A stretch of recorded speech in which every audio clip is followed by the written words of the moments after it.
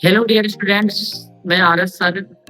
उम्मीद करता हूँ आप स्वस्थ होंगे, मस्त होंगे और अपने अध्ययन को गति दे रहे होंगे। प्रिय विद्यार्थियों, जैसा कि आपको विदित है कि 1 जून को आपका बीएसटीसी का और 15 जून को आपका पीटीटी का एग्जाम होने वाला है। बीएसटीसी और पीटीटी में शिक्षण अभिक्षमता टीचिंग एप्टीट्यूड से आपको 50% पूछे जाते हैं और शिक्षण अभिक्षमता एक ऐसा विषय है जिसमें आप बहुत अच्छा स्कोर कर सकते हैं।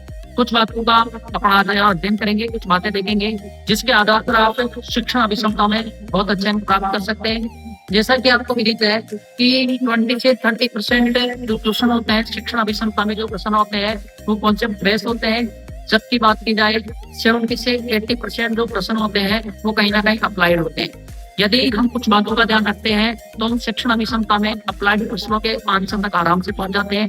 आइए देखते हैं किन बातों का हमें ध्यान रखना है ताकि शिक्षण अभिक्षमता में आप एक अच्छा स्कोर प्राप्त कर सकें। प्रिय विद्यार्थियों, जब भी आप शिक्षण अभिक्षमता के प्रश्नों को हल करें तो आपको ध्यान रखना है प्रत्येक प्रश्न का उत्तर देते वक्त अपने आप को एक आदर्श शिक्षक माने। जब भी आप टीचिंग एप्टीट्यूड के प्रश्न हल कर रहे हो तो अपने आप को एक आदर्श शिक्षक माने, अपने आप को एक आइडियल शिक्षक मान ले, प्रश्नों का उत्तर दें। हर प्रश्न का उत्तर शिक्षक की सोच से दे। जिन भी प्रश्नों या जिन विकल्पों को आप पढ़ रहे हो तो विकल्प को पढ़ते समय अपने सोच को एक शिक्षक के अनुरूप सेट करें और उसी आधार पर आप प्रश्नों का समर्थन, उत्तरों का समर्थन करें, विकल्पों का समर्थन करें। हमेशा कुछ सकारात्मक उत्तर का समर्थन करें। कोई भी नकारात्मक भाषा करने वाला गलत माना जाएगा। जब भी आप शिक्षण अभिक्षमता में प्रश्नों के उत्तर दे रहे हो तो हमेशा सकारात्मक उत्तर का ही समर्थन करें। नकारात्मक उत्तर या नकारात्मक भाषा विकृति वाले जितने भी विकल्प होते हैं वो कहीं ना कहीं शिक्षण अभिक्षमता में गलत माने जाते हैं, तो आप सकारात्मक का ही समर्थन करें। जैसे बच्चों को डराकर या कठोर अनुशासन में रखते हुए पढ़ाना चाहिए, ये गलत बात है। बच्चों को डराकर या कठोर अनुशासन में रखते हुए यदि अधिगम करवाते हैं, सिखाते हैं तो वो अधिगम अच्छे से नहीं कर पाते हैं। बच्चों को स्वतंत्र प्रोत्साहित या प्रेरित करके पढ़ाना चाहिए, ये बिल्कुल सही बात है। बच्चों को आप शिक्षण होना चाहिए कि वो स्वतंत्र होना चाहिए, उन्हें स्वतंत्र वातावरण में पढ़ाना चाहिए और उन्हें प्रेरित यानी कि मोटिवेट करते हुए पढ़ाना चाहिए, ये बिल्कुल सही बात है। सकारात्मक सोच अगर आप शिक्षण अभिक्षमता में आपकी सोच सकारात्मक होती है तो कहीं ना कहीं आप सही उत्तर तक पहुंच जाते हो, कहीं ना कहीं आप सही विकल्प तक पहुंच जाते हो। बालक को शिक्षण का केंद्र बिंदु माने, अर्थात शिक्षण शिक्षक या पुस्तक केंद्रित ना होकर बाल केंद्रित हो। जब भी शिक्षण कार्य करवाया जा रहा है तो बालक को ही शिक्षण का केंद्र बिंदु मानना चाहिए। यदि आपके सामने कोई ऐसा विकल्प है जिसमें बालक को शिक्षण का केंद्र बिंदु न माना गया हो, शिक्षक को शिक्षण का केंद्र बिंदु माना गया है या पाठ्य पुस्तक को शिक्षण का केंद्र बिंदु माना गया है, तो ऐसे विकल्प का समर्थन ना करें। वो विकल्प हमेशा गलत माना जाएगा शिक्षण के संस्थान। तो विकल्पों में विषय को सबसे ज्यादा को बड़ा या समावेशित में बड़े विकल्प अधिकतर सही होते हैं क्योंकि वे समग्र सोच को दर्शाते हैं। जब भी आप शिक्षण अभिक्षमता में प्रश्नों के उत्तर दे रहे हो तो आप कोई 2 विकल्प में फंस जाते हो, तो आपको जो बड़ा विकल्प होता है, जो बड़ा उत्तर होता है उसका समर्थन करना चाहिए, क्योंकि कहीं ना कहीं बड़ा विकल्प समावेशी और समग्र सोच को दर्शाते हैं और समावेशी और समग्र सोच के आधार पर आप टीचिंग एप्टीट्यूड में सही आंसर तक पहुंच सकते हैं, सही विकल्प तक पहुंच सकते हैं। दंड, सजा, दोष, देने वाले विकल्पों से बचें। जिन विकल्पों में बच्चे को दंड देने की बात की जा रही है, बच्चे को सजा देने की बात की जा रही है या फिर बच्चे पर नाव से किसी प्रकार का मूल्य लादा जा रहा है या फिर हतोत्साहित करने वाले ऐसे शब्द हैं या लालच देने वाले ऐसे शब्द हैं, तो हमेशा ऐसे विकल्पों से हमेशा बचे। वो विकल्प कहीं ना कहीं टीचिंग के रूप में नकारात्मक अर्थ को प्रकट करते हैं। ऐसे विकल्प हमेशा शिक्षण अभिक्षमता में गलत माने जाते हैं। बालक किसी भी प्रकार की गलती दोहराता है, उससे गलती करने से पहले कारण जानने का प्रयास करें। यदि बच्चा कोई गलती करता है तो गलती क्यों कर रहा है इसका कारण जानने की कोशिश करें। उसके बाद ही बच्चे पर दंड देने का प्रावधान रखे या फिर बच्चे को दंड देने का जो तरीका हो, कारण जानने के बाद बच्चे को दंड देना चाहिए। ऐसा विकल्प का यदि आपके पास हो तो ऐसे विकल्प का समर्थन करें। बालक किसी भी यदि विकल्पों में जो सभी हो तो पहले ऊपर वाले विकल्प अच्छे से पढ़े। विकल्प उचित लगते हैं तो निसंकोच उपयुक्त सभी को पढ़े। अधिकतर अधिकांश 99% उपयुक्त सभी का विकल्प सही होता है।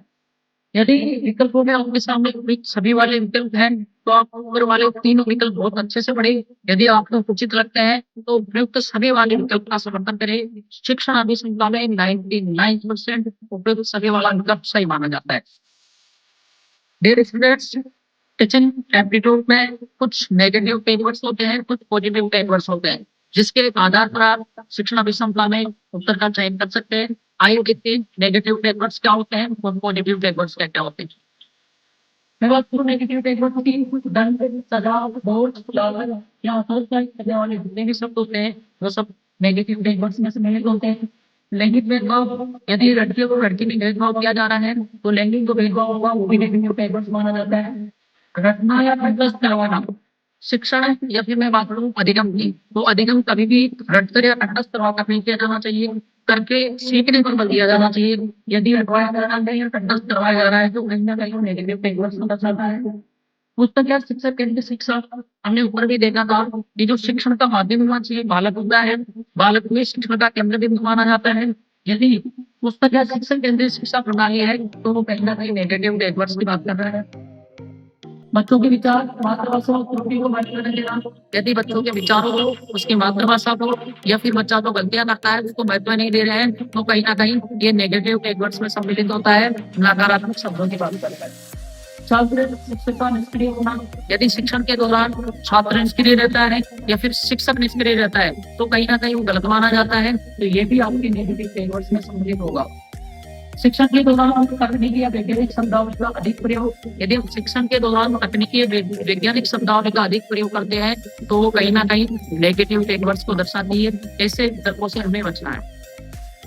मैं बात करूं पॉजिटिव बैकवर्ड्स की, जैसे बाल केंद्रित शिक्षा हो गई, बाल केंद्रित शिक्षा हमेशा से मानी जाती है। पॉजिटिव बैकवर्ड्स हो गया करके सीखना, करके सीखना अधिगम का सबसे अच्छा प्रकार माना जाता है। बच्चा स्वयं करके सीखता है तो कहीं ना कहीं उसका अधिगम स्थायी होता है। लोकतांत्रिक और प्रजातांत्रिक शिक्षा प्रणाली, लोकतांत्रिक और प्रजातांत्रिक शिक्षा प्रणाली पॉजिटिव बैकवर्ड्स की बात करती है।